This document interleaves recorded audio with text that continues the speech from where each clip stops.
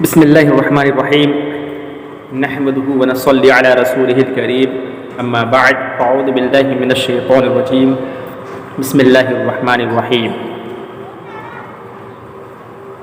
جنت کی شان، جنت کی شان، جنت کی کیا شان ہے، آج انشاءاللہ اس کے بارے میں بیان کیا جائے گا۔ جنت کی نعمتوں اور خوبیوں کا بیان کرنا اور اس دنیا میں انہیں سمجھنا، یہاں تک کہ ان کا تصور کرنا بھی ناممکن ہے۔ جنت کے اندر اللہ تعالیٰ نے کون کون سے نعمتیں پیدا کی ہیں، کوئی انسان اس کے بارے میں سوچ بھی نہیں سکتا، سمجھ بھی نہیں سکتا، تصور تک بھی نہیں کر سکتا۔ وہ انسان سوچنا تو دور کی بات، تصور بھی نہیں کر سکتا کہ اللہ تعالیٰ نے اس کے لیے جنت میں کیا کیا چیزیں رکھی ہوئی ہیں۔ اور میں نے اس سے پہلے مثال بھی دیا تھا کہ سمندر کے پانی میں انگلی ڈباؤ، ڈبونے کے بعد جتنا پانی نکلے گا وہ دنیا ہے، اور جتنا سمندر کا پانی ہے وہ سب کے سب آخرت ہے۔ تو جنت کی نعمتوں اور خوبیوں کا بیان کرنا اور اس دنیا میں انہیں سمجھنا، یہاں تک کہ ان کا تصور کرنا بھی ناممکن ہے۔ صحیح مسلم کی روایت ہے کہ حضرت سہل بن سعد سعدی رضی اللہ تعالیٰ عنہ سے روایت ہے کہ میں رسول اکرم صلی اللہ علیہ وسلم کی ایک مجلس میں حاضر تھا، اس میں آپ صلی اللہ علیہ وسلم نے جنت کا حال بیان کیا، یہاں تک کہ بے انتہا تعریف فرمائی، بہت زیادہ تعریف فرمائی جنت کی۔ آخر میں فرمایا جنت میں ایسی ایسی نعمتیں ہیں جنہیں کسی آنکھ نے دیکھا نہیں ہے، کسی آنکھ نے دیکھا نہیں ہے، نہ کسی کان نے اس کی تعریف سنی ہے، نہ ہی ان کا تصور کسی آدمی کے دل میں پیدا ہوا ہے۔ پھر آپ صلی اللہ علیہ وسلم نے یہ آیت تلاوت فرمائی، یعنی یہ جنت ان لوگوں کے لیے ہے جن کے پہلو بستروں سے الگ رہتے ہیں، اپنے رب کو ڈر سے اور ثواب کی امید سے پکارتے ہیں۔ ڈر کس چیز کی؟ یعنی عذاب کی، اور امید کس چیز کی؟ یعنی ثواب کی امید سے پکارتے ہیں۔ اور جو رزق ہم نے ان کو دیا ہے اسے اللہ کی راہ میں کیا کرتے ہیں؟ خرچ کرتے ہیں۔ کوئی نہیں جانتا ان نعمتوں کو جو ان کی آنکھوں کو ٹھنڈک پہنچانے والی ہے اور ان سے چھپا کر رکھی گئی ہے۔ یہ نعمتیں بدلہ ہے ان اعمال کا جو وہ دنیا کی زندگی میں کرتے رہے ہیں۔ اس کا مطلب یہ ہوا کہ جو لوگ اللہ تعالیٰ سے ڈرتے ہیں، ثواب کی امید کے طور پر وہ پکارتے ہیں، اللہ کے راہ میں خرچ کرتے ہیں، ان کے پہلو بستروں سے الگ رہتے ہیں، ایسے لوگ جنت میں داخل ہوں گے اور جنتوں کی نعمتوں سے وہ لطف اندوز ہوں گے، یعنی کوئی مزے کریں گے۔ اگر دنیا میں مزہ کرنا ہے، دنیا میں مزہ کرنا ہے تو دنیا میں مزہ کر لو، پھر آخرت میں کوئی مزہ ہے ہی نہیں۔ اور اگر دنیا میں پریشانی اٹھانا ہے تو اس کے لیے سخت محنت کرنا پڑے گا، تمہیں اللہ تعالیٰ کی عبادت کرنی پڑے گی، تمہیں پریشانی پر صبر کرنا پڑے گا، جو اللہ تعالیٰ نے بتایا ہے اس کام کو کرنا پڑے گا، تو اس میں محنت مشقت ہے۔ تو ان لوگوں کے لیے آخرت میں جنت ہوگی۔ جنت میں چھڑی برابر جگہ، چھڑی کتنی بڑی ہوتی ہے؟ کتنی بڑی ہوتی ہے؟ کتنی بڑی؟ یعنی یہاں سے یہاں تک۔ جنت میں چھڑی برابر جگہ دنیا اور اس میں موجود تمام نعمتوں سے افضل ہے۔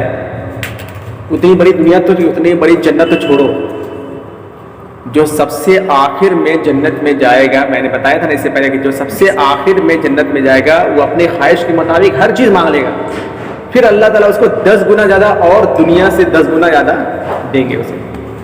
تو وہ بندہ کہے گا کہ اللہ تو مذاق کرتا ہے اللہ تعالیٰ سے، کہ اللہ تو مجھ سے مذاق کرتا ہے؟ تو اتنا زیادہ اس کو جو سب سے آخر میں جو جنت میں جائے گا۔ اور جنت کی شان یہ بیان کی جا رہی ہے کہ جنت میں ایک چھڑی برابر جگہ، چھڑی میں نے بتایا کتنی بڑی، اتنی بڑی ہو سکتی ہے، اتنی بڑی ہو سکتی ہے، ایک چھڑی برابر، یہ سی یہاں تک، صرف اس کی قیمت پوری دنیا سے بھی افضل ہے۔ یعنی پورا دنیا بھی بیچ دو اتنی بڑی جگہ وہ تمہیں نہیں ملے گی. اب بتاؤ وہ کون سی چیز کی ہوگی؟ کس چیز کے اللہ تعالیٰ نے بنایا ہوگا وہ دنیا، یعنی وہ یہ جنت. صحیح بخاری کی روایت ہے، حضرت سہل بن سعد سعدی رضی اللہ تعالیٰ عنہ کہتے ہیں کہ رسول اکرم صلی اللہ علیہ وسلم نے فرمایا جنت میں چھڑی کے برابر جگہ دنیا اور دنیا کی ہر چیز سے بہتر ہے. دنیا اور دنیا کی ہر چیز سے بہتر ہے. صحیح بخاری کی روایت ہے. جنت میں کمان برابر، کمان کتنا بڑا ہوتا ہے؟ اتنا بڑا ہوتا ہے. تیر کمان نہیں جانتے جی؟ تیر جسے چلاتے ہیں کمان. جنت میں کمان برابر جگہ دنیا کی ہر اس چیز سے بہتر ہے جس پر سورج طلوع و غروب ہوتا ہے. جنت کی نعمتوں میں سے کوئی ایک نعمت، جنت کی شان بیان کی جا رہی ہے کہ جنت کی نعمتوں میں سے کوئی ایک نعمت ناخن کے برابر. ناخن کتنا بڑا ہے؟ اتنا بڑا ہے. جنت کی نعمتوں میں سے کوئی ایک نعمت ناخن کے برابر اس دنیا میں ظاہر ہو جائے تو زمین و آسمان پورا روشن ہو جائے گا. زمین و آسمان کیا ہو جائے گا؟ روشن ہو جائے گا. صرف اور صرف جنت کی ناخن برابر نعمت اگر اس دنیا کے پر ظاہر ہو جائے تو کیا ہو جائے گا؟ پورا زمین و آسمان روشن ہو جائے گا. تو پھر جنت کیسے ہوگی؟ یہی ہے جنت کی شان. یہی کیا ہے؟ جنت کی شان. جنت میں موت ہوتی تو جنتی لوگ جنت کی نعمتوں کو دیکھ کر خوشی سے کیا ہو جاتے؟ مر جاتے. اور میں نے اس سے پہلے ایک حدیث بھی بتایا تھا کہ جو دنیا میں سب سے تکلیف کی زندگی گزارا ہوگا اگر اسے جنت کے ایک گوتا لگایا جائے گا تو پھر اللہ تعالیٰ اس سے پوچھے گا کیا تم نے کبھی کوئی پریشانی، کوئی غم دیکھا ہے، دکھ پریشانی دیکھا ہے تم نے؟ تو وہ بندہ کہے گا اب اللہ کی قسم کھا کے کہے گا کہ میں نے کوئی دکھ پریشانی دیکھا ہی نہیں میں نے. اور اسی طرح جہنم بھی ہے کہ جو دنیا میں سب سے زیادہ عیش و عشرت کی زندگی گزارا ہوگا اسے جہنم کا ایک گوتا لگایا جائے گا اور اس سے اللہ تعالیٰ پوچھے گا کہ کیا تم نے دنیا میں کوئی خوشی دیکھی ہے؟ جبکہ وہ عیش و آرام کی زندگی گزارا ہوگا. لیکن وہ کہے گا میں نے کبھی بھی، اللہ کی قسم کھا کے کہے گا میں نے کبھی بھی کوئی خوشی نہیں دیکھی ہے. تو جس طرح اللہ تعالیٰ نے جنت بنائی ہے اسی طرح اللہ تعالیٰ نے جہنم بھی بنائی ہے. سنن ترمذی کی صحیح روایت ہے کہ ابو سعید خدری رضی اللہ تعالیٰ عنہ سے روایت ہے کہ رسول اکرم صلی اللہ علیہ وسلم نے فرمایا قیامت کے روز موت ایک چتکبرے میڈھے کی شکل میں جنت اور جہنم کے درمیان کھڑی کی جائے گی اور اسے ذبح کیا جائے گا. جنتی اور جہنمی لوگ اسے دیکھ رہے ہوں گے. اگر خوشی سے مرنا ممکن ہوتا تو جنتی خوشی سے کیا جاتے؟ مر جاتے. اور غم سے مرنا ممکن ہوتا تو جہنمی غم سے مر جاتے. جنت کی خوشبو 40 سال کی مسافت سے آئے گی. جنت سے تم 40 سال کی مسافت کے دور تک چلے جاؤ، یعنی جتنا 40 سال کی مسافت ہے، دوری ہے، اتنا دور تک چلے جاؤ. وہاں سے جنت کی خوشبو تمہیں آئے گی. اور جو جنت میں رہیں گے اس کو کتنی خوشبو آئے گی؟ تو جنت کی خوشبو 40 سال کی مسافت سے آئے گی. صحیح بخاری کی روایت ہے کہ حضرت عبداللہ بن عمر رضی اللہ تعالیٰ عنہ سے روایت ہے کہ نبی کریم صلی اللہ علیہ وسلم نے فرمایا جس نے کسی ذمی کو ناحق قتل کیا وہ جنت کی خوشبو تک نہیں پائے گا اور جنت کی خوشبو 40 سال کی مسافت سے آئے گی. جنت کی خوشبو 40 سال کی مسافت سے آئے گی. تو ہمارا یہاں پر جو محل شاہد ہے یہ کیا ہے کہ جنت کی خوشبو کہاں سے آئے گی؟ 40 سال کی مسافت سے آتی ہے. جنت کی تمام اشیاء دنیا کی تمام چیزوں سے اعلیٰ اور افضل ہے. صرف نام ایک جیسے ہیں. جنت کی تمام چیزیں دنیا کی تمام چیزوں سے کیا ہے؟ اعلیٰ ہے. یہاں تو انگور کھٹے بھی ہیں، میٹھے بھی ہیں، لیکن وہاں کے انگور اتنا میٹھا ہوگا کہ تم سوچ بھی نہیں سکتے. یہاں کا سیب کبھی میٹھا بھی ہوتا ہے، کبھی میٹھا نہیں ہوتا ہے، لیکن وہاں میٹھا ہی میٹھا ہوگا. تو جنت کی تمام اشیاء دنیا کی تمام چیزوں سے اعلیٰ اور افضل ہے. صرف نام ایک جیسے ہیں. ابو نعیم کی صحیح روایت ہے کہ حضرت عبداللہ بن عباس رضی اللہ تعالیٰ عنہما کہتے ہیں کہ رسول کرم صلی اللہ علیہ وسلم نے فرمایا جنت کی کوئی چیز بھی دنیا کی چیزوں سے نہیں ملتی سوائے ناموں کے، سوائے ناموں کے کوئی بھی چیز نہیں ملتی۔ ساری زندگی دکھوں اور مصیبتوں پر بسر کرنے والا شخص جنت کی ایک جھلک دیکھتی ہی دنیا کے سارے دکھ اور غم بھول جائے گا۔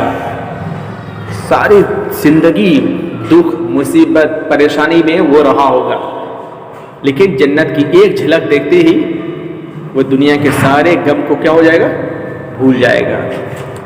صحیح مسلم کی روایت ہے کہ حضرت انس بن مالک رضی اللہ تعالیٰ عنہ سے روایت ہے کہ رسول کریم صلی اللہ علیہ وسلم نے فرمایا قیامت کے روز ایسے شخص کو لایا جائے گا جس کا جہنم میں جانا طے ہو چکا ہوگا، دنیا میں اس نے بڑی عیش و عشرت کی ہوگی، اسے دوزخ میں ایک غوطہ دیا جائے گا اور اسے پوچھا جائے گا اے ابن آدم کیا دنیا میں تم نے کوئی عیش و عشرت دیکھی، کبھی دنیا میں تمہارا ناز و نعم سے واسطہ پڑا؟ وہ کہے گا اے میرے رب تیری قسم کبھی نہیں۔ پھر ایک ایسے آدمی کو لایا جائے گا جو جنتی ہوگا لیکن دنیا میں بڑی تکلیف کی زندگی بسر کی ہوگی، اسے جنت میں ایک غوطہ دیا جائے گا اور اسے پوچھا جائے گا اے ابن آدم کبھی دنیا میں تم نے کوئی تکلیف دیکھی یا رنج و غم سے کبھی تمہارا واسطہ پڑا؟ وہ کہے گا اے میرے رب تیری قسم کبھی نہیں، مجھے تو نہ کبھی رنج و غم سے واسطہ پڑا نہ کبھی کوئی دکھ یا تکلیف دیکھی۔ تو جنت ایسی ہے، اللہ تعالی ہم سب لوگوں کو جنت میں داخل کرنے کی توفیق عطا فرمائے۔ جنت کی نعمتیں اور درجات دیکھنے کے بعد اہل جنت کی حسرت، یعنی جب وہ جنتی ہوں گے جو جنت اور اس کی نعمتوں کو دیکھیں گے تو کیا حسرت کریں گے؟ کس چیز کی حسرت کریں گے جی وہ؟ کیا دوبارہ بتائیے جب کہ کاش ہم نے دنیا میں نیک کام کیا، بالکل اور زیادہ نیک کام کیا۔ جو لمحہ بغیر اللہ کی یاد کیے بغیر گزر گیا وہ کہتا کاش میں اس لمحے میں بھی اللہ تعالیٰ کا خوب ذکر کیا کرتا، اللہ کا یاد کیا کرتا۔ طبرانی کی صحیح روایت ہے کہ حضرت معاذ بن جبل رضی اللہ تعالیٰ عنہ کہتے ہیں کہ رسول کریم صلی اللہ علیہ وسلم نے فرمایا جنت والوں کو کسی چیز پر اتنی حسرت نہیں ہوگی جتنی اس لمحہ پر جو دنیا میں اللہ کی یاد کیے بغیر گزر گیا۔ جنتی ہیں وہ، لیکن وہ اس چیز کی حسرت کریں گے یار فلاں ٹائم میں نے اتنا وقت جو تھا میں نے کیا کیا، اللہ کی یاد کیے بغیر میں نے گزار دیا۔ اور ہم پورا دن بھر اللہ کی یاد کیے بغیر گزار دیتے، وہ اللہ کی یاد کیے بغیر چھوڑو نماز تک بھی چھوڑ دیتے۔ ایک دن میں جو 5 وقت کی نماز ہے، نماز کس لیے پڑھی جاتی ہے؟ اللہ کو یاد کرنے کے لیے، اللہ کی عبادت کے لیے۔ 5 وقت ہم چاہے کہ اللہ تعالیٰ کی عبادت کریں۔ کچھ لوگ نماز پڑھتے بھی ہیں تو ایک ذرہ خیال بھی نہیں آتا ہے کہ ہم اللہ کو یاد کر رہے ہیں، نماز پڑھا نکل گیا، جلدی سے نماز پڑھا نکل گیا، کچھ بھی نہیں سوچا کہ ہم نے کس کے لیے نماز پڑھ رہے ہیں، بس اس کو جلدی ہے، ہڑبڑی ہے، وہ کیا نماز پڑھا، بس صرف سجدہ کس کے لیے کر رہا ہے، نہیں کر رہا ہے، کچھ نہیں، وہ نکل گیا۔ کبھی اس نے اللہ کے بارے میں سوچا نہیں۔ لیکن ایک جو مومن بندہ ہوتا ہے جب وہ نماز پڑھنے کے لیے جاتا ہے تو وہ سوچتا ہے میں اللہ کے لیے نماز پڑھنے جا رہا ہوں، اللہ کے دربار میں جا رہا ہوں، اللہ کا بلاوا آ چکا ہے، حی علی الصلاۃ حی علی الصلاۃ حی علی الفلاح حی علی الفلاح، اللہ تعالیٰ مجھے بلا رہا ہے، چلو اللہ کو یاد کرنے کے، اللہ کی عبادت کرنے کے لیے۔ اور وہ 5 وقت کی نماز چھوڑو، پورے دن بھر کیا اللہ کو یاد کر سکتی ہو؟ ہیں جی؟ پورے دن بھر میں کوئی اللہ تعالیٰ کی عبادت کر سکتا ہے؟ نہیں کر سکتا۔ تو 5 وقت کی نماز تو بہت مشکل سے ادا ہوتی ہے۔ 3 وقت کی نماز پڑھے گا، 2 وقت کی نماز چھوڑ دے گا، نہیں جی ٹائم نہیں ہے، ٹائم نہیں ہے، گھر کے بہت کام ہیں، ممی تو مجھے وہاں لے کے چلی گئی تھی نا، ہاسپٹل لے کے چلی گئی تھی، اس لیے نماز میں نے چھوڑ دیا۔ کیوں وہاں نماز نہیں پڑھ سکتے؟ اگر کوئی نمازی ہو کہیں بھی چلا جائے، جہاں بھی چلا جائے، وہ وہاں پر اللہ تعالیٰ کو یاد کرے گا، وہاں نماز وہ پڑھے گا وہ انسان۔ جنت کی وسعت، جنت کتنا چوڑا ہے، کتنا بڑا ہے، اور اس سے پہلے میں نے تم لوگوں کو بتایا تھا نا جی کہ جہنم کتنا بڑا ہے، جہنم کتنا بڑا ہے، جتنا بڑا جہنم ہے تو جنت تو کم سے کم اس سے بڑا تو ہوگا نا جی، کیونکہ ایک ایک آدمی کو جنت دی جائے گی اتنی چوڑائی 10-10 گنا زیادہ، جو سب سے آخر میں نکالا جائے گا. تو میں نے اس سے پہلے جہنم کے بتایا تھا کہ جہنم کتنا گہرا ہے، کہ ایک پتھر کو ڈالا گیا تھا تو 70 سال لگ گیا اس کو نیچے تہ تک پہنچنے میں. اور میں نے بتایا تھا کہ ایک دیوار سے دوسری دیوار کی دوری کتنی ہے، 40 سال کی مسافت کے برابر ہے. تو اس کے 4 کونے ہیں، 4 کونا پورا گھومنے میں جہنم کو یعنی جہنم کے 4 کونا پورا ہے. اگر کوئی انسان پورا سفر کرے گا تو اس کو کتنا لگے گا، 160 سال.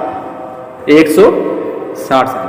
اور اس سے پہلے یہ بھی حدیث میں نے بتایا تھا کہ جہنم کو میدان حشر میں کھینچ کر جو فرشتے لائیں گے ان فرشتوں کی تعداد کتنی ہوگی، 70,000 نہیں 4 ارب 90 کروڑ.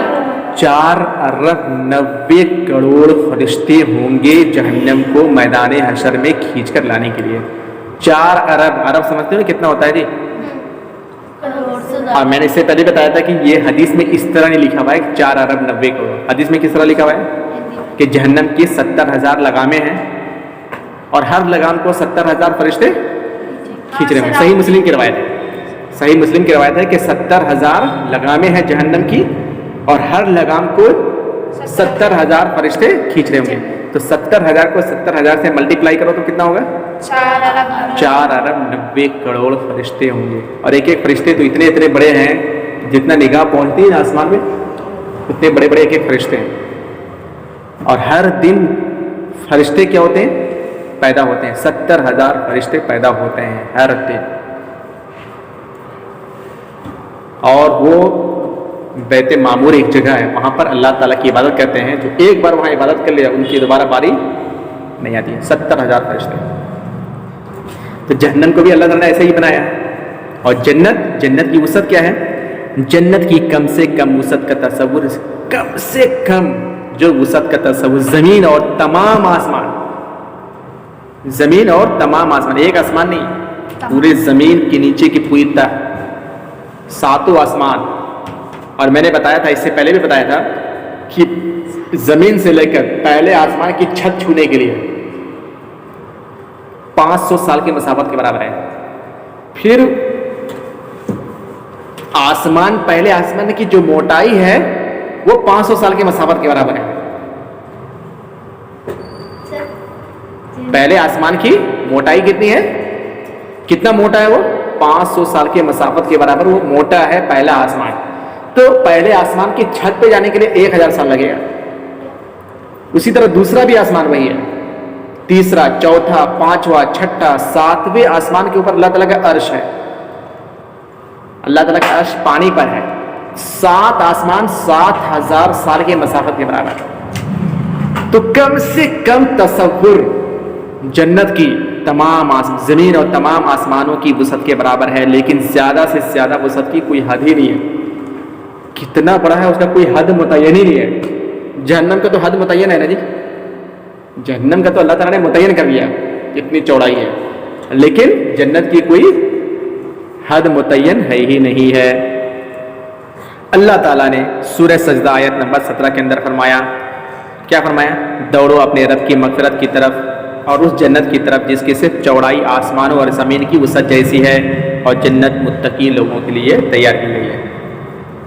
جنت کن لوگوں کے لیے بنائی گئی ہے، بیکار لوگوں کے لیے بنائی گئی ہے، متقی لوگوں کے لیے بنائی گئی ہے. جو اللہ تعالیٰ سے ڈرتے ہیں، تقوی اختیار کرتے ہیں، ان لوگوں کے لیے جنت بنائی گئی ہے.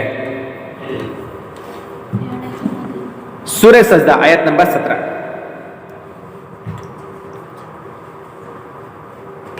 نہیں یہ جو ابھی میں نے یہ پڑھا، یہ جو قرآن کہتا ہے، یہ سورہ آل عمران آیت نمبر 133 ہے کہ دوڑو اپنے رب کی مغفرت کی طرف اور اس جنت کی طرف جس کی چوڑائی آسمانوں اور زمین کی وسعت جیسی ہے، اور وہ جنت متقی لوگوں کے لیے تیار کی گئی ہے. اور سورہ سجدہ آیت نمبر 17 کے اندر اللہ تعالیٰ نے فرمایا، اہل جنت کی آنکھوں کی ٹھنڈک پہنچانے کے لیے جو کچھ ان سے چھپا کر رکھا گیا ہے اسے کوئی نہیں جانتا ہے. یہ بدلہ ہے ان اعمال کا جو وہ دنیا میں کرتے رہے ہیں. یہ بدلہ ہے ان اعمال کا جو وہ دنیا میں کرتے رہے. کون سے اعمال؟ خراب کام، اچھے کام. اچھے کام، جو کچھ اللہ تعالیٰ نے ہمیں حکم دیا ہے، اگر ہم اس کو حکم کو بجا لاتے ہیں تو اچھے کام ہیں. جن چیزوں سے روکا ہے اگر ہم اس سے رک جاتے ہیں تو رک جانا بھی یہ بہت اچھا کام ہے کہ تم رک گئے. اللہ نے جن چیزوں سے روکا ہے تم اس کو نہیں کرتے ہو تو تم نے بہت اچھا کام کیا. جیسے کوئی انسان چوری نہیں کرتا ہے کیا بولتا ہے؟ شاباش بیٹے کہ تم نے بہت اچھا کام کہ چوری نہیں کیا تم نے، ہے نا جی. جنت کو دیکھنے کے بعد ہی صحیح طور پر اندازہ ہوگا کہ جنت کتنی بڑی ہے. جنت کو دیکھنے کے بعد ہی اندازہ ہوگا کہ جنت کتنی بڑی ہے اور اس کی نعمتیں کتنی عظیم ہیں. سورہ دہر آیت نمبر 20 کے اندر فرمایا وَإِذَا رَأَيْتَ ثَمَّ رَأَيْتَ نَعِيمًا وَمُلْكًا كَبِيرًا. جب تم جنت کو دیکھو گے تو ہر طرف نعمتیں ہی نعمتیں اور ایک بڑی سلطنت کا سر و سامان تمہیں نظر آئے گا. بڑی سلطنت کا سر و سامان نظر آئے گا جب تم جنت کو دیکھو گے. جنت کے 100 درجات ہیں. کتنے درجات ہیں؟ 100 درجات ہیں. ہر درجہ کے درمیان اتنا فرق ہے جتنا زمین و آسمان کے درمیان کا فاصلہ ہے. 100 درجات ہے. ہر درجے کا جو فاصلہ ہے وہ زمین آسمان کے درمیان جتنا فاصلہ ہے اتنا فاصلہ ہے. جنت میں ایک درخت ہے کا سایہ، جنت میں ایک درخت کا سایہ اتنا لمبا ہوگا کہ گھوڑ سوار 100 سال تک مسلسل اس سایہ میں سفر کرتا رہے گا تب بھی اس کا سایہ ختم نہیں ہوگا. وہ کتنا بڑا پیڑ ہوگا؟ وہ جنت کا جو وہ ہے درخت ہوگا اس کا سایہ جو ہوگا وہ اتنا بڑا ہوگا اتنا لمبا ہوگا کہ گھوڑ سوار 100 سال تک مسلسل اس میں سفر کرتا رہے گا لیکن پھر بھی اس کا سایہ ختم نہیں ہوگا. سب سے آخر میں جنت میں داخل ہونے والے جنتی کو اس دنیا سے 10 گنا وسیع مملکت عطا کی جائے گی. اس دنیا سے 10 گنا زیادہ. جو سب سے آخر میں جنت میں جائے گا جس کے دل میں رائی کے دانے کے برابر ایمان ہوگا، یعنی پوری زندگی بھر اس نے کوئی نہ نیکی کا کام کیا ہوگا، کچھ بھی نہیں، نماز کچھ بھی نہیں پڑھا ہوگا، لیکن صرف اس کو اللہ پر یقین، اللہ پر اسے یقین. اب یہ مت سمجھنا کہ چلو تب تو مجھے تو جنت میں جانا ہی ہے، نماز مت پڑھو، ایک نہ ایک دن تو جنت میں جائیں گے نا جی. کتنی سزا کاٹنے کے بعد کوئی انسان جہنم میں جائے گا تو کیا چاہے گا کوئی 1 منٹ کے لیے جہنم میں جانے کے لیے جی؟ تو یہ مت سوچنا کبھی کہ چلو اب تو نماز چھوڑ دو، جنت تو ملنی ہی ہے، جنت کی ٹکٹ تو مسلمانوں کو مل ہی چکی ہے. یہی خوش فہمی میں انسان کیا ہو رہا ہے؟ نماز روزہ سب چیزوں کو اس نے چھوڑ دیا. اس نے صحیح مسلم کی روایت ہے کہ عبداللہ بن مسعود رضی اللہ تعالیٰ عنہ کہتے ہیں کہ رسول اکرم صلی اللہ علیہ وسلم نے فرمایا جہنم سے سب سے آخر میں نکلنے والے آدمی کو میں پہچانتا ہوں. اللہ کے رسول صلی اللہ علیہ وسلم نے فرمایا کہ میں اس آدمی کو پہچانتا ہوں جو جہنم میں سب سے آخر میں نکلے گا. وہ شخص کولہوں کے بل گھسٹتا ہوا جائے گا تو دیکھے گا کہ سب لوگوں نے اپنی اپنی جگہ پر قبضہ جما رکھا ہے اور اس کے لیے کوئی جگہ باقی نہیں ہے.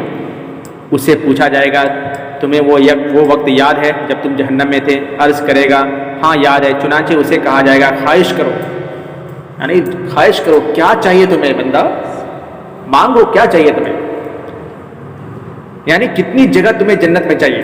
چنانچہ وہ خواہش کرے گا، وہ خواہش کرے گا مجھے اتنی چاہیے، اتنی چاہیے. پھر اسے کہا جائے گا تیرے لیے تیری خواہش کے مطابق جنت میں جگہ ہے، تیرے لیے تیری خواہش کے مطابق جنت میں جگہ ہے، اور 10 دنیاؤں کے برابر، اس دنیاؤں کے برابر 10 دنیاؤں کے برابر مزید بھی تمہارے لیے جگہ ہے. وہ شخص عرض کرے گا یا اللہ تو بادشاہ ہو کر میرے ساتھ مذاق کرتا ہے. وہ آدمی کیا کہے گا؟ اے اللہ تو بادشاہ ہو کر میرے ساتھ مذاق کرتا ہے، جنت میں تو معمولی سی جگہ بھی باقی نہیں رہی ہے، یعنی جنت میں تو معمولی سی بھی جگہ باقی نہیں رہی ہے. خیر عبداللہ بن مسعود رضی اللہ تعالیٰ عنہ کہتے ہیں کہ یعنی یہ ارشاد فرمانے کے بعد رسول اللہ صلی اللہ علیہ وسلم اتنا ہنسے کہ آپ کے داڑھیں نظر آنے لگی. ایک دوسری روایت میں ہے کہ اللہ تعالیٰ اس آدمی کے جواب میں فرمائیں گے میں تجھ سے مذاق نہیں کر رہا بلکہ میں جو کام کرنا چاہتا ہوں اس پر پوری طرح قادر ہوں. کتنا لاکھوں کروڑوں لوگ ایسے ہوں گے جو سب سے آخر میں جنت میں جائیں گے. کتنے لوگ ہوں گے بتاؤ، کتنے لوگوں کو اللہ تعالیٰ جنت میں دے گا، داخل کرے گا اللہ تعالیٰ. رسول اکرم صلی اللہ علیہ وسلم کو بندے کی جواب پر ہنسی اس وجہ سے آئی کہ بندے کا اللہ تعالیٰ کی قدرت کے بارے میں گمان کتنا ناقص ہے اس کا. یعنی بندہ سوچتا ہے اللہ کے بارے میں کہ کتنا کہ اللہ کیا دے گا میرے لیے، جبکہ اللہ تعالیٰ کیا چیز نہیں دے سکتا ہے، کہ وہ اللہ تعالیٰ کے فرمان کو ناممکن سمجھ کر مذاق کر رہا ہے، مذاق کہہ رہا ہے کہ یہ اللہ تعالیٰ مذاق کر رہا ہے اس سے۔ آخری آدمی کو اس دنیا سے 10 گنا زیادہ جگہ عطا کرنے کے باوجود جنت میں جگہ بچ جائے گی، جسے پر کرنے کے لیے اللہ تعالیٰ دوسری نئی مخلوق کو پیدا کرے گا۔ سارے لوگوں کو اللہ تعالیٰ جنت میں جگہ دے دے گا، پھر بھی جنت میں جگہ خالی بچ جائے گی، پھر اللہ تعالیٰ نئے سرے سے انسانوں کو پیدا کرے گا، پھر جنت میں داخل کرے گا۔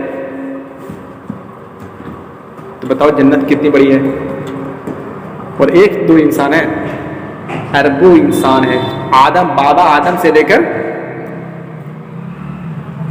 قیامت تک ابھی کتنے لوگ آئیں گے۔ صحیح مسلم کی روایت ہے کہ انس رضی اللہ تعالیٰ عنہ کہتے ہیں کہ رسول اکرم صلی اللہ علیہ وسلم نے فرمایا جنت میں جتنی جگہ اللہ چاہے گا خالی رہ جائے گی، پھر اللہ تعالیٰ اس کے لیے دوسری مخلوق پیدا فرمائے گا، دوسری مخلوق پیدا فرمائے گا۔ جنت کے دروازے، جنت کے دروازے، جنت والوں کی آمد پر فرشتے جنت کے دروازے کھولیں گے، اور میں نے اس سے پہلے بتایا تھا پل صراط پار کرنے کے بعد پھر لوگ جنت کے دروازے کے پاس کھڑے ہو جائیں گے۔ کہاں کھڑے ہو جائیں گے جی؟ جنت کے دروازے کے پاس۔ دروازوں سے داخل ہوتے وقت فرشتے اہل جنت کے لیے سلامتی کی دعا کریں گے۔ کس کی دعا کریں گے؟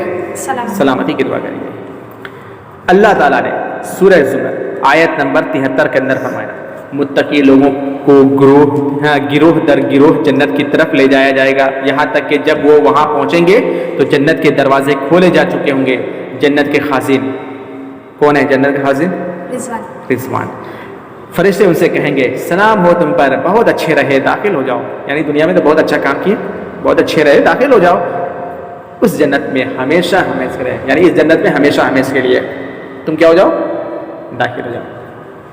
سب سے پہلے جنت کا دروازہ رسول اللہ صلی اللہ علیہ وسلم کے لیے کھولا جائے گا۔ کس کے لیے کھولا جائے گا؟ محمد صلی اللہ علیہ وسلم کے لیے کھولا جائے گا۔ صحیح مسلم کی روایت ہے کہ انس بن مالک رضی اللہ تعالیٰ عنہ کہتے ہیں کہ رسول اکرم صلی اللہ علیہ وسلم نے ارشاد فرمایا قیامت کے روز میں سب سے پہلے جنت کے دروازے پر آؤں گا اور دروازہ کھلواؤں گا۔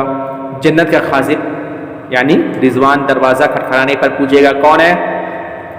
میں جواب دوں گا محمد۔ خازن کہے گا مجھے اسی بات کا حکم دیا گیا تھا کہ آپ سے پہلے کسی کے لیے دروازہ نہ کھولوں، یعنی جنت کا دروازہ جو کھولا جائے گا سب سے پہلے کس کے لیے کھولا جائے گا؟ محمد صلی اللہ علیہ وسلم کے لیے کھولا جائے گا۔ صحیح مسلم کی روایت ہے کہ انس بن مالک رضی اللہ تعالیٰ عنہ کہتے ہیں کہ رسول اکرم صلی اللہ علیہ وسلم نے فرمایا قیامت کے روز سب سے زیادہ امتی میرے ہوں گے اور میں سب سے پہلے جنت کا دروازہ کھٹکھٹاؤں گا۔ جنت کے 8 دروازے ہیں۔ جنت کے کتنے دروازے ہیں؟ 8 دروازے ہیں۔ صحیح بخاری کی روایت ہے کہ حضرت سہل بن سعد رضی اللہ تعالیٰ عنہ سے روایت ہے کہ نبی کریم صلی اللہ علیہ وسلم نے فرمایا جنت میں 8 دروازے ہیں جن میں سے ایک کا نام ریان ہے۔ کیا نام ہے؟ ریان ہے، جس میں سے صرف روزہ دار ہی داخل ہوں گے، یعنی باب الریان۔ جنت کے ایک دروازے کا نام کیا ہے؟ باب الریان۔ جنت کے بعد دوسرے دروازوں کے نام یہ ہیں، یعنی باب الصلاۃ، باب الجہاد، باب الصدقہ۔ باب الصلاۃ جو نماز پڑھتے ہیں، باب الصلاۃ جو نماز پڑھتے ہیں اس نماز پڑھنے والے لوگ باب الصلاۃ میں داخل ہوں گے، جہاد کرنے والے باب الجہاد میں داخل ہوں گے، باب الصدقہ صدقہ و خیرات کرنے والے، خوب زیادہ صدقہ و خیرات کرنے والے وہ باب الصدقہ میں داخل ہوں گے، خوب زیادہ دنیا میں روزہ رکھنے والے باب الریان میں داخل ہوں گے، اور کچھ لوگ تو ایسے ہوں گے جو سارے دروازے سے پکارا جائیں گے، یعنی جس دروازے میں سے داخل ہو جاؤ۔ کچھ لوگ سنن نسائی کی روایت ہے، صحیح روایت ہے ابو ہریرہ رضی اللہ تعالیٰ عنہ سے روایت ہے کہ رسول اکرم صلی اللہ علیہ وسلم نے فرمایا جس شخص نے اللہ کی راہ میں جوڑا خرچ کیا، مثلا 2 گھوڑے 2 تلواریں وغیرہ، اسے جنت میں یوں کہا کر بلایا جائے گا اے اللہ کے بندے یہ ہے بہتر صلہ تمہارے انفاق کا، جو اہل صلاح سے ہوگا اسے باب الصلاح سے پکارا جائے گا، جو اہل جہاد میں سے ہوگا وہ باب الجہاد سے پکارا جائے گا، جو اہل صدقہ سے ہوگا وہ باب الصدقہ سے پکارا جائے گا، جو اہل صیام سے ہوگا وہ باب الریان سے پکارا جائے گا۔ حضرت ابو بکر صدیق رضی اللہ تعالیٰ عنہ نے عرض کیا، اے اللہ کے نبی صلی اللہ علیہ وسلم، ایسے شخص کو تو کوئی خسارہ نہیں ہوگا جو سب دروازوں سے پکارا جائے گا، اور کوئی ایسا شخص بھی ہے جو ان سب دروازوں سے پکارا جائے؟ کوئی ایسا شخص بھی ہے جو سارے دروازوں سے پکارا جائے؟ آپ صلی اللہ علیہ وسلم نے ارشاد فرمایا، ہاں، اور مجھے امید ہے کہ تم انہی میں سے ہوگے۔ کن کو کہا اللہ کے رسول صلی اللہ علیہ وسلم نے؟ ابو بکر صدیق رضی اللہ تعالی عنہ۔ انبیاء و رسول کے بعد سب سے افضل انسان اس دنیا میں کون ہے؟ ابو بکر صدیق رضی اللہ تعالی عنہ۔ ان کے بارے میں اللہ کے رسول صلی اللہ علیہ وسلم نے کیا فرمایا کہ تم انہی میں سے ہوں گے کہ جن کو سارے دروازوں سے پکارا جائے گا، کہ آپ جس میں سے چاہے آپ داخل ہو جائے۔ کیونکہ اللہ یہ ابو بکر صدیق رضی اللہ تعالیٰ نماز بھی بہت زیادہ پڑھتے تھے، صدقہ و خیرات بھی کیا کرتے تھے، جہاد بھی کرتے تھے۔ نہیں کیا انہوں نے؟ جہاد بھی کیا، وہ بعد میں جہاد، روزہ بھی رکھتے تھے۔ ٹھیک ہے، جنت کے ایک دروازے کی چوڑائی، جنت کی ایک دروازے کی چوڑائی تقریباً 1200-1300 کلومیٹر کے برابر ہے۔ سمجھو میرا گھر 1300 کلومیٹر کے برابر ہے، یہاں سے لے کر جھارکھنڈ تک کتنا؟ 1300 کلومیٹر ایک دروازہ، اتنا بڑا ہوگا۔ بلا حساب و کتاب، جو بغیر حساب کتاب کے جنت میں داخل ہونے والے خوش نصیب لوگ جس دروازے سے داخل ہوں گے، اس دروازے کا نام کیا ہے؟ باب ایمن، باب ایمن۔ اللہ تعالیٰ ہم لوگوں کو اس خوش نصیب لوگوں میں سے کر دے کہ جو بغیر حساب کتاب کے جنت میں داخل ہو جائے، ہے نا جی۔ صحیح مسلم کی روایت ہے کہ ابو ہریرہ رضی اللہ تعالیٰ عنہ سے حدیث سے شفاعت میں روایت ہے کہ رسول اکرم صلی اللہ علیہ وسلم کی سفارش کے بعد اللہ تعالیٰ ارشاد فرمائے گا، اے محمد، اپنی امت کے ان لوگوں کو باب ایمن سے جنت میں داخل کرو جن پر کوئی حساب کتاب نہیں ہے، یعنی کوئی حساب کتاب لیا ہی نہیں جائے گا ان سے۔ بتائیں گے کہ آپ ہیں، چلیے جائیے، کوئی حساب کتاب نہیں، جنت میں داخل ہو جائیے۔ جن پر کوئی حساب کتاب نہیں ہے اور وہ جنت کے دوسرے دروازوں میں سے داخل ہونے والے لوگوں کے ساتھ بھی شریک ہوں گے، یعنی اگر کسی دوسرے دروازے سے داخل ہونا چاہیں گے تو ہو سکتے ہیں۔ قسم ہے اس ذات کی جس کے ہاتھ میں محمد صلی اللہ علیہ وسلم کی جان ہے، جنت کی چوکھٹ کے درمیان اتنا فاصلہ ہے جتنا مکہ اور حجر، بحرین کے ایک شہر کا نام ہے، کے درمیان ہے، یعنی جتنا مکہ اور بصرہ شام کے ایک شہر کا نام ہے کے درمیان ہے۔ صحیح مسلم کی روایت ہے۔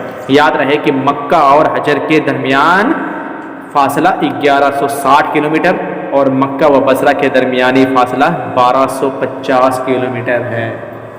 کتنا؟ یعنی اتنا بڑا ایک دروازہ ہوگا جس میں سے لوگ داخل ہوں گے۔ بلا حساب و کتاب جنت میں جانے والے 70,000 افراد بیک وقت باب ایمن سے داخل ہو جائیں گے۔ اب بلا حساب و کتاب جنت میں جانے والے لوگ کس دروازے میں داخل ہوں گے؟ باب ایمن سے داخل ہوں گے۔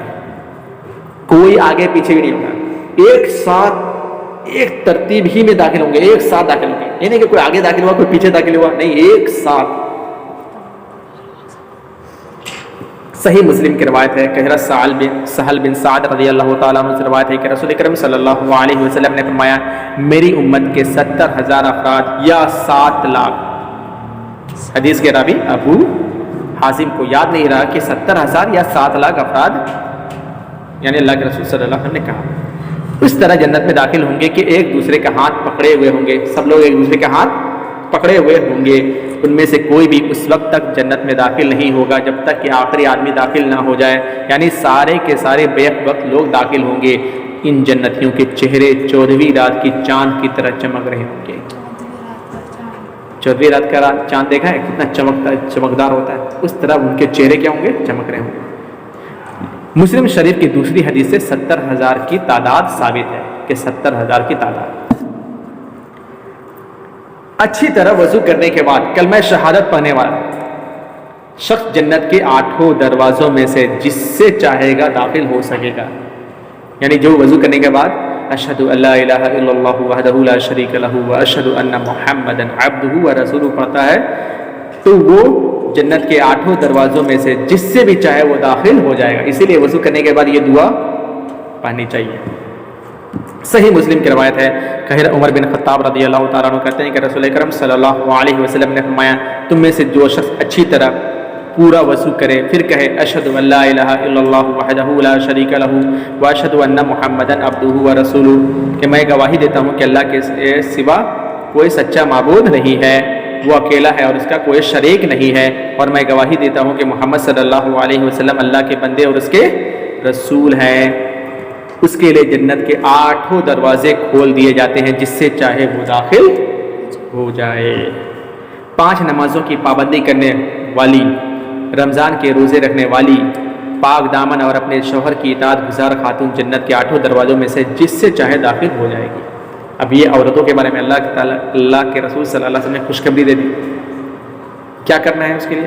صحیح ابن حبان کی صحیح روایت ہے کہ ابو ہریرہ رضی اللہ تعالیٰ عنہ سے روایت ہے کہ رسول اکرم صلی اللہ علیہ وسلم نے فرمایا جو عورت 5 نمازیں ادا کرے، رمضان کی روزے رکھے، اپنی شرمگاہ کی حفاظت کرے اور اپنے شوہر کی فرما برداری کرے، اسے قیامت کے روز کہا جائے گا کہ جنت کے 8 دروازوں میں سے جس سے چاہے داخل ہو جائے. تو عورتوں کے لیے تو کتنا آسان ہے جی، بہت ہی آسان ہے. 3 نابالغ بچوں کے فوت ہونے پر صبر کرنے والا شخص جنت کے 8 دروازوں میں سے جس سے چاہے گا داخل ہو جائے گا. یعنی جس کے 3 نابالغ بچے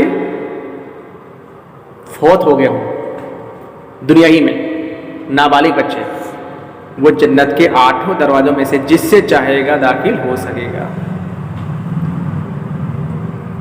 میرے ممی کی 6 اولاد کا انتقال، 5 نابالغ تھے، 5 لوگوں کا یعنی 55 ہی میں انتقال ہو گیا. اور اس میں ایک جو تھا وہ ابھی حال ہی فی الحال یہ 2 سال پہلے انتقال ہوا، وہ بالغ تھا، 23 سال کا تھا.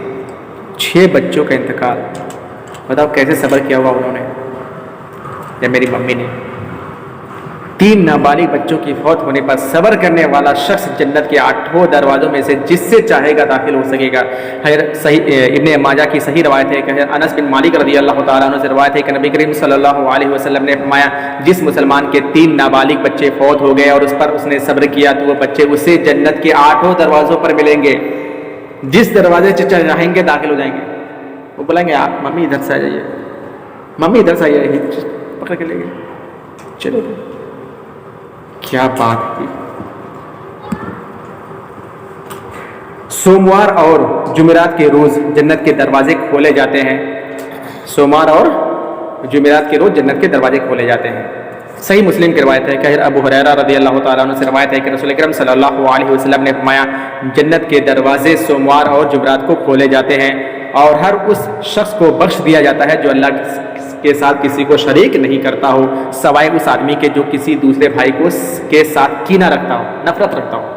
ان دونوں کے بارے میں فرشتے سے کہا جاتا ہے کہ ان دونوں آدمیوں کا انتظار کرو یہاں تک کہ جب یہ دونوں آپس میں مل جائیں، ان دونوں کا انتظار کرو یہاں تک کہ آپس میں مل جائیں. یعنی ایک دوسرے سے جو نفرت کرتے ہیں نا لوگ، اس کو نہیں بخشا جاتا ہے، ان کو کہا جاتا ہے انتظار کرو. اگر کوئی اللہ کے ساتھ شرک نہیں کرتا ہے تو ہر سوموار جمعرات کو جنت کے دروازے کھولے جاتے ہیں اور ہر سوموار اور جمعرات کو بخش دیا جاتا ہے. ہر اس انسان کو جو اللہ کے ساتھ شرک نہیں کرتا ہے، لیکن جو ایک دوسرے سے کینہ نفرت رکھتے ہیں، ایک دوسرے سے نفرت رکھتے ہیں، ان کو کہا جاتا ہے کہ فرشتوں کو کہا جاتا ہے کہ وہ انتظار کریں. اگر وہ مل جاتے ہیں تو پھر بخش دیے جائے، نہیں ملتے تو پھر نہ بخشا جائے. رمضان شریف کا پورا مہینہ جنت کے 8 دروازے کھلے رہتے ہیں. صحیح بخاری اور صحیح مسلم کی روایت ہے کہ ابو ہریرہ رضی اللہ تعالیٰ عنہ سے روایت ہے کہ رسول اکرم صلی اللہ علیہ وسلم نے فرمایا جب رمضان آتا ہے تو آسمان کے دروازے کھول دیے جاتے ہیں، جہنم کے دروازے بند کر دیے جاتے ہیں اور شیاطین جکڑ دیے جاتے ہیں.